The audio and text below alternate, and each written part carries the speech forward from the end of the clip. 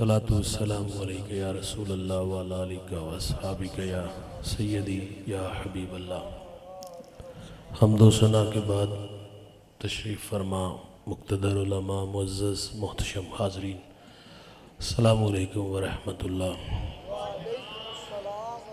مجھے اس بات کا پوری شدت سے احساس رہے گا، آپ بعد از عشاء رات 12 بجے تک مسلسل جم کے آپ نے اس بارونق محفل کا حصہ بنے۔ میں اب زیادہ دیر آپ لوگوں کے درمیان حائل نہیں رہوں گا، تھوڑے وقت میں کچھ باتیں آپ کے گوش گزار کروں گا۔ اللہ تعالیٰ سے دعا ہے اللہ ہم سب کو عمل کی توفیق عطا فرمائے۔ یہ میری خوش قسمتی، میں تیرا امتی، یاد ان کی نہ بھولو نیازی کبھی، وہ کہیں امتی تو بھی کہ یا نبی، میں ہوں حاضر تیری چاکری کے لیے، فخر کا دل میں دریچہ باز کرنا چاہیے، جن کا تو آقا ہے ان کو ناز کرنا چاہیے۔ میں اور آپ یہاں آج ناز کرنے کے لیے جمع ہوئے کہ ہم اس نبی کے امتی بن کے آئے ہیں جس کے لیے نبیوں نے دعائیں کی ہیں۔ حضرت ابراہیم علیہ السلام کعبے کی دیواریں کھڑی کر کے کہتے ہیں، ربنا وبعث فیہم رسولا، دیکھ اللہ تیرا بابرکت گھر تعمیر ہو گیا، اب تو اس پیارے رسول کو بھیج دے۔ بھائی ایک شخص روزانہ مکان کی چھت پہ کھڑا ہوتا ہے اور اداس نگاہوں سے ان راہوں کو دیکھتا ہے جن راہوں سے سونے محمد نے گزرنا تھا۔ طبیعت میں اضطراب تھا اور وہ زبان حال سے کہا کرتا تھا، کیریاں میں کیریاں درد و غم دی کیریاں، اڈیاں چک چک راواں ویکھاں تیریاں۔ یہ بحیرہ راہب تھا دوست جو روزانہ آ کے حضور کی راہوں میں کھڑا ہو جاتا۔ حضور کی آمد سے 1000 سال قبل یمن سے طبہ اول علماء کی جماعت کو لے کے نکلا، راستے میں یثرب آیا تو انہوں نے بتایا کہ یہ جا آخر الزمان محمد صلی اللہ علیہ وسلم کی ہجرت کی جا ہے۔ انہوں نے معذرت کی کہ اب ہم یہاں سے آگے نہیں جائیں گے، ہماری آخری ہچکیاں بھی اسی سرزمین پہ ٹوٹ جائیں گی۔ اس نے وہاں علماء کے لیے گھر بنا دیے، ایک گھر حضور کے نام کا بنا، بڑی عقیدت سے بڑے چاؤں سے بنایا اس نے، اور اس جماعت کے بڑے عالم شامون تھے، وہ گھر ان کے سپرد کیا، اور پھر حضور کے نام ایک خط لکھا کہ میں طبہ اول آپ پر ایمان لاتا ہوں، آپ پر اترنے والی کتاب کی تصدیق کرتا ہوں، حضور میں آپ کا سب سے پہلا امتی ہوں، اور مجھے بروز حشر اپنے غلاموں میں شمار فرمائیے گا۔ اور خود یمن چلا گیا، احساس ذمہ داریاں کھینچ کے یمن لے آئیں۔ بس گزرتے اتنا کہا کہ میرے پہ ایک مہربانی کرنا کہ اگر حضور میری زندگی میں تشریف لے آئیں تو مجھے ان کے آنے کی خبر دینا، اور اگر وہ میری زندگی میں تشریف نہ لا سکے تو یہ خط سنبھال لو، اس کو آگے نسلوں میں منتقل کر دینا۔ طبہ چلا گیا، اس شاک حضور کی راہوں میں ڈیرے جما کے بیٹھ گئی۔ بھائی جان طبہ روزانہ وہ راہیں تکتا، کہیں سے کوئی سندیسہ ہوا کا کوئی جھونکا میرے نام پیغام محبت لے آئے اور میں خود کو کھینچ کے در حبیب تک لے چلوں۔ طبہ نے ہجر رسول میں تڑپ تڑپ کے جان دے دی، اس شاک حضور کی راہوں میں ڈیرے جما کے بیٹھی ہے۔ بھائی جان سنیے گا، 1000 سال کا طویل زمانہ بیت گیا، حضور تشریف لے آئے دنیا میں، 53 سال مکہ میں گزارے اور پھر ہجرت کر کے مدینہ آئے۔ اچھا وہ خط جو 1000 سال پہلے طبہ نے حضور کے نام لکھا، مدینہ میں جس شخصیت تک پہنچا وہ مدینہ کا بڑا معتبر صحابی ہے۔ بھائی ان کا نام لو تو لہجہ میٹھا ہو جاتا ہے۔ اس صحابی کا فخر کہ انہیں حضور کی میزبانی کا شرف ملا تھا۔ رومی کہتے جب حضور ان کے گھر تشریف لے آئے تو انہیں چاہ چڑھ گیا، امروز شاہ شاہاں مہماں شدست تمہارا، جبریل با ملائک درباں شدست تمہارا۔ کہتے آج شاہوں کا شاہ میرے گھر کا مہمان بنا ہے اور نوریوں کا سردار جبریل میرے گھر کا پہرا دے رہا ہے۔ اس شخصیت کو زمانہ حضرت ابو ایوب انصاری کے نام سے جانتا ہے۔ یہ خط ان تک آیا، مشاورت سے یہ بات طے پائی کہ تقاضۂ محبت یہ ہے حضور آئیں تو سب سے پہلے طبہ کا خط حضور کی خدمت میں پیش کیا جائے۔ اس کے لیے ابو لیلہ کا انتخاب ہوا۔ بھائی جان منظر بڑا دل نشین ہے، حضور تشریف لائے، ابو لیلہ سامنے کھڑے ہیں اور میرے نبی دیکھ کے فرماتے کیا آپ ابو لیلہ ہو؟ قال نعم، جی میں ابو لیلہ ہوں، لیکن یہ تو بتائیں کہ آپ کو کس نے بتایا؟ فرمایا جس اللہ نے مجھے نبی بنایا۔ محبت کا نغمہ چھڑا، کچھ دیوانے آئے، گھر بنائے، یہاں یادوں کے چراغ جلے، میری راہوں میں تڑپے، اور حضور نام لیتے ہیں طبا کا۔ فرمایا میرے دیوانے کا خط مجھے دے دو۔ یار طبا حضور کی راہوں میں، عشاق کے ڈیرے حضور کی راہوں میں، بحیرہ راہب کی اداسیاں حضور کی راہوں میں، اللہ کی خلیل اللہ کا گھر بنا کے کہتے ربنا وابعث فیہم رسولا، دیکھ اللہ تیرا بابرکت گھر تعمیر ہو گیا، اب تو اس پیارے رسول کو بھیج دے۔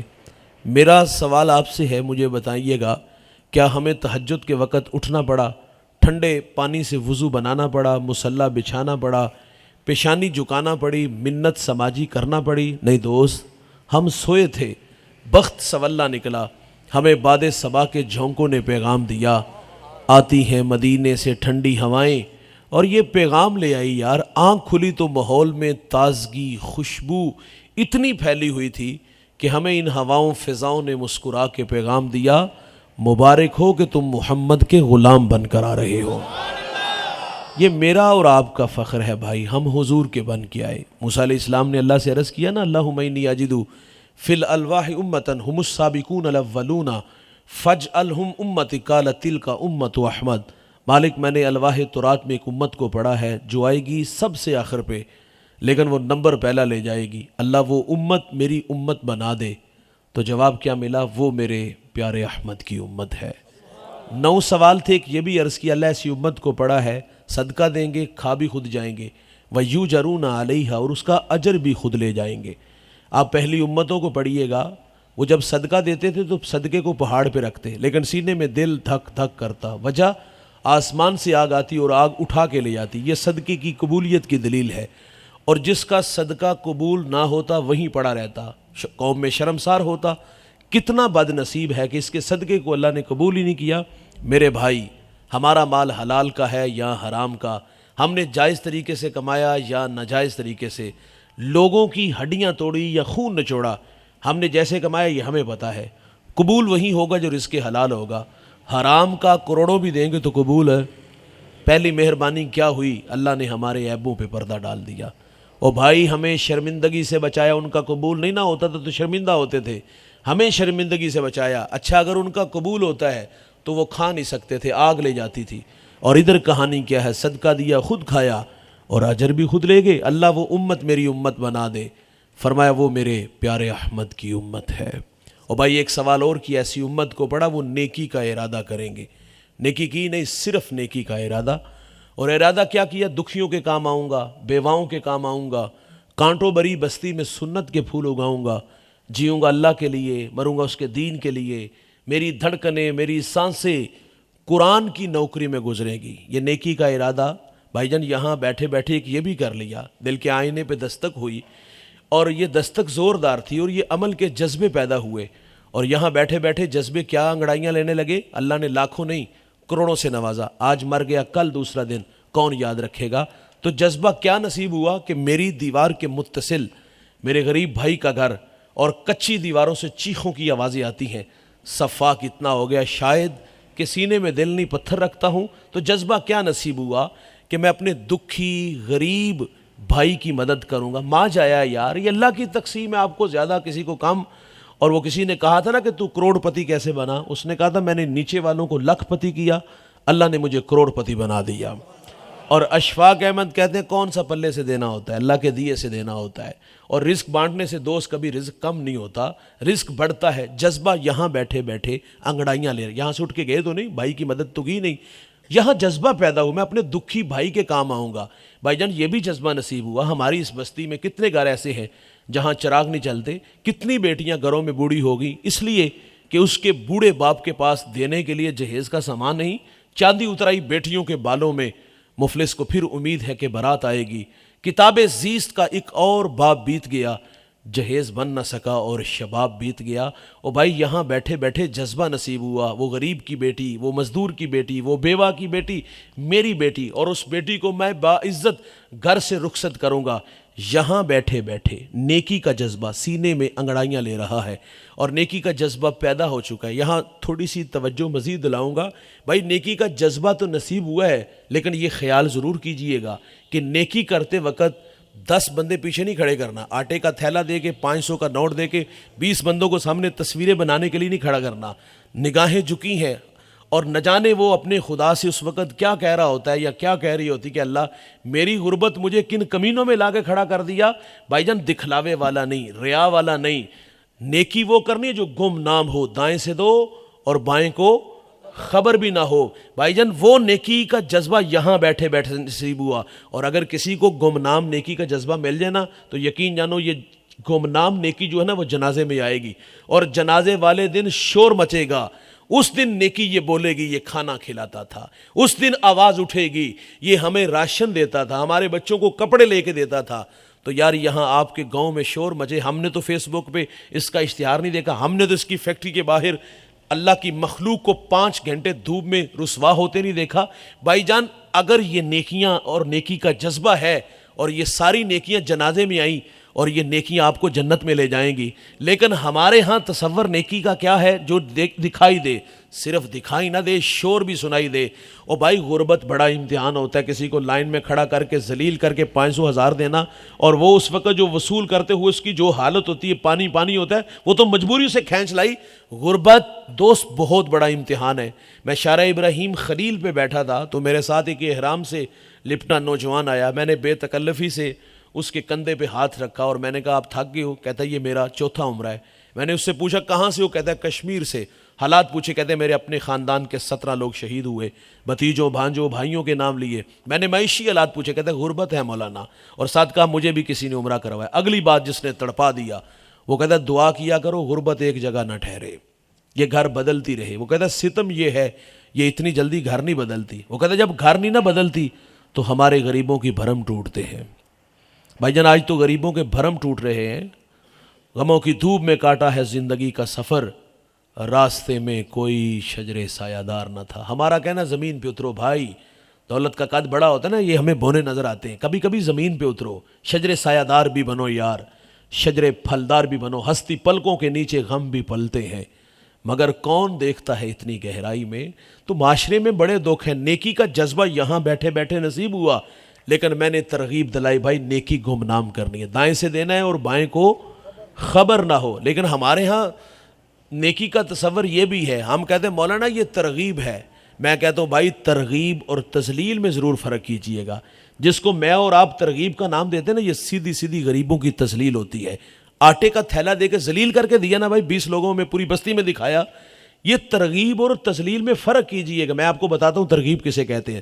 میرے رسول نے غزوہ تبوک کے موقع پر فنڈ کا اعلان کیا، ہر ایک نے اپنی اپنی استطاعت کے مطابق دیا۔ جب سیدنا صدیق اکبر کی باری آئی نا، ٹاٹ کا خرقہ پہنا، کانٹوں کے تکمے لگائے، حضور کی خدمت میں حاضر ہوئے۔ اللہ کو ادا اتنی پسند آئی، اللہ نے جبریل علیہ السلام کو حکم دیا کہ میرے محبوب کی چوکھٹ پہ حاضر ہو جاؤ، لیکن فرمایا جانا اس طرح جس طرح ابو بکر گئے ہیں، ٹاٹ کا خرقہ پہنو، کانٹوں کے تکمے لگاؤ، حاضر خدمت ہوئے۔ حضور فرماتے آج کس ادا میں آگے؟ عرض کی آج کی ادا جو ابو بکر نے اپنائی ہے وہ اللہ کو بڑی پسند آئی ہے۔ یہ ترغیب ہے بھائی، جس کو میں اور آپ ترغیب کہہ رہے ہیں، یہ خفیہ کام کرنے والا تھا۔ اس پہ بھی ایک بات عرض کروں گا۔ دور صدیقی ہے، حضرت عمر رضی اللہ تعالیٰ عنہ ملاقات کے لیے گئے۔ آپ فرماتے جب میں ملاقات کے لیے گیا تو وہاں ایک رجسٹرڈ پڑا تھا جس پہ کچھ نام لکھے تھے، بیوہ عورتوں کے، یتیموں کے، مسکینوں کے، اور ساتھ خدمت والوں کے بھی نام لکھے تھے۔ آپ فرماتے ایک جگہ پہ بیوہ کا نام تھا لیکن خدمت والے کا نام نہیں تھا۔ میں نے اپنا نام لکھ دیا، اگلے دن اس کے دروازے پر گیا، میں نے کہا بہن میں حاضر، اس نے شکریہ ادا کیا۔ فرماتے میں دوسرے دن گیا، میں نے کہا بہن میں حاضر، کہا آنے والا ذمہ دار بڑا ہے، کہا کون ہے وہ؟ تو اس خاتون نے کہا میں نہیں جانتی۔ وہ آتے ہیں، دستک دیتے ہیں، میں پردے میں چلی جاتی ہوں، وہ برتن دھوتے ہیں، جھاڑو دیتے ہیں، مشکیزیں برتے ہیں اور چلے جاتے ہیں۔ حضرت عمر فرماتے دل میں شوق پیدا ہوا کہ میں دیکھوں تو صحیح وہ ہے کون۔ آپ فرماتے تیسرے دن پھر چلا گیا اور ایسے زاویے میں کھڑا ہوا جہاں سے آنے والا آسانی سے دکھائی دے۔ دھیان سے سنیے گا۔ آپ فرماتے ایک شخص آیا تو میں نے آواز دے کے کہا کون ہو بھائی آپ؟ تو آواز آئی امیر المومنین۔ آگے بڑھے تو صدیق اکبر تھے، دیکھا پاؤں میں جوتے بھی نہیں تھے، تو کہا حضرت جوتے ہیں نہیں یا ارادہ تن نہیں پہنے؟ فرمایا ارادہ تن نہیں پہنے۔ کہا کیوں؟ کہا یہ وقت لوگوں کے آرام کا ہے، جوتے اس لیے نہیں پہنے کہ کہیں میرے قدموں کی آہٹ کی وجہ سے کسی کی نیند میں خلل نہ آئے. یہ طبیعت کی حساسیت ہے. ہم تو ڈرم پیٹتے ہیں نا, ہم تو ڈھول پیٹتے ہیں. ہم سایہ لجاجت سے کہتے ہیں پتر آواز تھوڑی جی کٹ کر لے.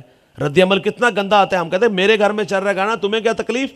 اور پھر اباشوں کو لے کے مکان کی چھت پہ چڑھتے اور اس شریف آدمی کی بیٹیوں کو چھیڑتے, آوازیں کستے, روڑے اٹکاتے ہیں. ہمارے رویے کتنے تلخ ہے یار. صدیق اکبر پاؤں میں جوتا اس لیے نہیں پہن کے, یہ وقت لوگوں کے آرام کا ہے. اور دوسری بات جس کی طرف میں نے آپ کی توجہ چاہنی ہے, رات کے اس وقت میں آئے جس وقت میں اللہ کے علاوہ انہیں کوئی بھی نہیں دیکھ رہا تھا. نیکی کرو تو بھائی گم نام کے جذبے سینے میں لو یار.